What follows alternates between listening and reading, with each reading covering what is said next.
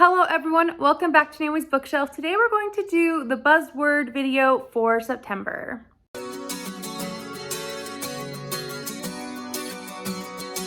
So this is my little monthly series where I like to recommend 10 very genres books that fit the buzzword theme of the month. Now this one is one word, and that is the word dark in the title. So I have 10 books that I can recommend to you that you should read during that first week or even throughout the whole month of September that all have the word dark in the title. It's all varied with their different genres and different age ranges, but I think that you can have a lot of fun with them, and I personally would recommend all of them. The first one I'm going to recommend will be the Agatha Christie book of the month. As always, I do an Agatha Christie.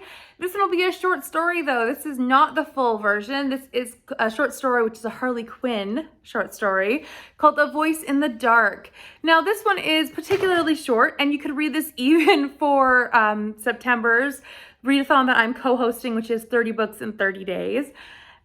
Side note, but this one is about a woman who, her family has survived the sinking of a ship and is coming back to haunt them. I don't want to say too much more. It's a very short Agatha Christie short story. I enjoyed it. I'm not a short story person. However, I did enjoy this one a lot. And Agatha Christie is quite good at short stories, so I recommend that one. A mystery thriller one that I would recommend was Home Before Dark by Riley Sagar. This one has paranormal feels when you enter into it, but it's kind of the question of the book whether it's paranormal or not. I don't want to say too much more because that is a big part of the book. However, it does follow this family as they have bought this house, and years later the daughter inherits it as she receives it on her father's death. And she is going in to renovate it, to sell it, and it has been this like black mark on her entire life, so she does not want it anymore. However, things start happening. It's very weird.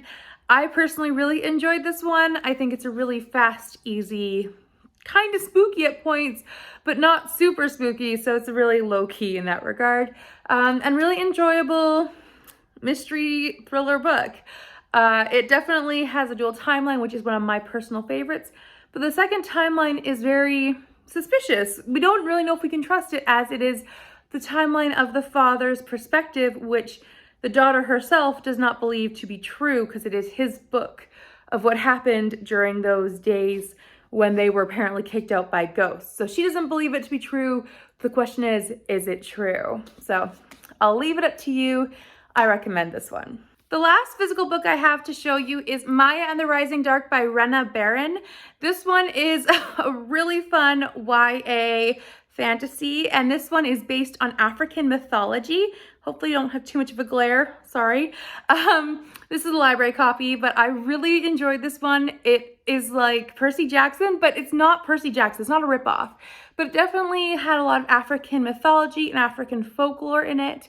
It takes a lot of stories like that, as Maya, her father is someone who goes away for travel a lot, and she discovers that maybe that's not quite true, but also there's something going on in the shadows, and it's very spooky, very ominous. She has to face this, and like I said, think Percy Jackson, African mythology, really fun, really fast-paced. Highly recommend Maya and the Rising Dark. I just finished it before filming this, and it's still such a high. I can't wait to pick up book 2. One book that I would recommend is another series I've recommended before, but this is book 1 in the series, which is Dinosuars Before Dark by Mary Pope Osborne. This one is book 1 in the Magic Treehouse series, and I think that this one was a really great start to the series. It's all about dinosaurs. It's really fast, really easy to read, 30 minutes, maybe 40 minutes, however fast you read. But it's like for really young readers, and you could be done this challenge in no time. So Jack and Annie on their first adventure. Highly recommend. I'm loving the series so far as a reread, and I think it's a great one to start off with. Next one I have is In a Dark, Dark Wood by Ruth Ware. Now this one is a real hit or miss for a lot of people, but I think if you go in just wanting a fun book, that's what you can get with this one. I read it, I did give it 3 stars, but it's a really fast-paced mystery. It's not earth-shattering. However, like I said, fun, fast-paced. It follows a few ladies as they're going off to, rekindle their friendship years later after they've been all drifted apart. And they're in a dark wood together when things start happening. It is kind of spooky, but it's not super hard to figure out. However, like I said, fun, fast-paced mystery. For this one, I did try to find something a little more different, and I found a Western, which is Dark Canyon by Louis L'Amour. Lamar, I'm not sure how to pronounce that last name, but this one is a fun action Western adventure book. I'm really happy I read it, actually. It was really interesting to read just a straight-on Western, not a Western romance. It followed a few different characters. It's very short, under 150 pages, maybe under 200 pages, depending on the copy you get. But it follows one particular person, Gaylord Riley, as he is leaving this band of outlaws that he has been working with, and he's trying to settle down. It has a very low-key romance, but that is by far, not the priority of the book. The priority of the book is action, following Riley as he is trying to settle the land, trying to get focused on getting cattle, while other outlaws are trying to mess him up.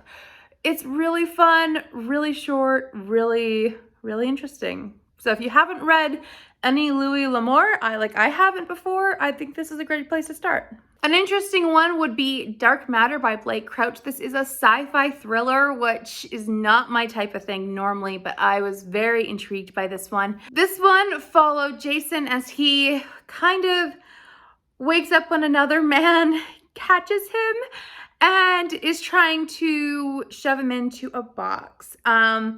It has a lot of sci-fi elements, but it was a definite 5-star from me. I don't want to go too much into it. But if you're at all interested in science fiction or thrillers and you're just looking for a little something different, this is a book for you, even if you just try it out and see. I did not expect to love it as much as I did, and I truly enjoyed this one. It kept me on the edge of my seat the entire time. So Dark Matter is a great one. A nonfiction that I would have for you would be Finding Me, A Decade of Darkness, A Life Reclaimed by Michelle Knight. This one is about the Cleveland kidnappings. If you ever heard of it, this was about 10-15 years ago now, where 3 women were kidnapped and held captive for over 10 years, or about 10 years. Michelle was the first one kidnapped, and this is her story. It was an incredibly powerful memoir, very heart-wrenching and very difficult to read at times. Lots of trigger warnings involved with that, obviously, with sexual assault and abuse, physical abuse, a lot of things. However, a really powerful read. Highly recommend this one. She also has her sequel, which I think is called Life After Darkness. So if you've already read that one, you could read the sequel too. However, highly recommend her books. She does go by another name, which I believe is now Lily Rose. However, she wrote the books under Michelle Knight. So I have another nonfiction for you. They're both technically true crime, but that one is more of a memoir, and this one is a bit more of an investigative journalist perspective. This one is I'll Be Gone in the Dark by Michelle McNamara. A few more M's in this whole thing. But this one is from a journalist perspective on the Golden State Killer, as she was trying to find out who it was, trying to really look at it from a journalist perspective, essentially. And I really loved listening to it on audio. I felt like it was a great way to get invested, but highly recommend do not listen to it at night. That will terrify you. It did me. So I stopped after my first time trying that. So it really just goes into all the investigative journalist stuff. I think it went into court documents or documents that they had. It was very investigative. Even though she passed away before it was finished, it is a very complete book, or mostly complete, and I think it is well worth the listen or well worth checking out. So my last recommendation is a Christian historical fiction, which is Candle in the Darkness. This one is by Lynn Austin, and this one is about the Civil War, when a woman in Virginia has to really, maybe she's not even a woman, she's technically a young adult, new adult. She's having to really face the ideals and morals that she was raised with about slavery and how that should not be actually true. She has to really face that. It's been a long time since I've read it, but the reviews are still very high. I remember it being very positive and not very positive towards slavery, but very open and very good about discussion. Also, it was really, really interesting when it came to talking about race and how they were trying to live through the Civil War while having all of these troubles with having the plantation and having to feed everyone on the plantation. And it was just a whole thing of this book being a real topic covering book about slavery, Civil War, especially in the South. And I thought it was a really well done book then. I would probably need to reread it to give you a full review on it, but I still remember it with very kind thoughts. And from looking at the reviews still on Goodreads, it looks very promising to this day from people reviewing it. So I feel confident in recommending it to you. So in regards to my own picks for Buzzwordathon, I have a couple choices. I have Maya and the Rising Dark sequel, which I believe also has dark in the title, because I definitely just want to pick that one up after reading Maya and the Rising Dark, and I didn't expect that. I also have The Darkling Bride by Laura Andersen. I don't remember anything about this one. It is on my mystery shelf though, so I think it's a mystery. I have notes in here from when Page Habit was sending out these books, so this is a Page Habit book. It's a very old subscription box, and it's a historical mystery, I believe. So I need to read it eventually. So this is one of those options that I might have. I'm kind of I'm not feeling like reading right now, so I'm going to keep my options open. My final option is Dark Tide by Susan Sleeman. I started this one in hopes for recommending it to you. However, I realized that this is part of a series and it might be a little confusing.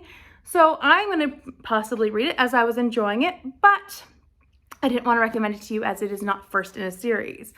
So that is my third option. So I have three options potentially for my own buzzword, maybe a middle grade, whether it be a historical mystery or a romantic suspense mystery. So we will see what I pick up, but those are my 10 recommendations for you. So please let me know down in the comments what are your favorite books that have dark in the title or what you'll be reading for Buzzwordathon. I can't wait to hear from you down below in the comments. Also, you can like this video if you enjoyed it, or you can subscribe if you are new here. You can do both if you would like. You can also hit that notification bell if you would like to, so you can get notifications every time I post a video. And I will see you next time. Bye for now.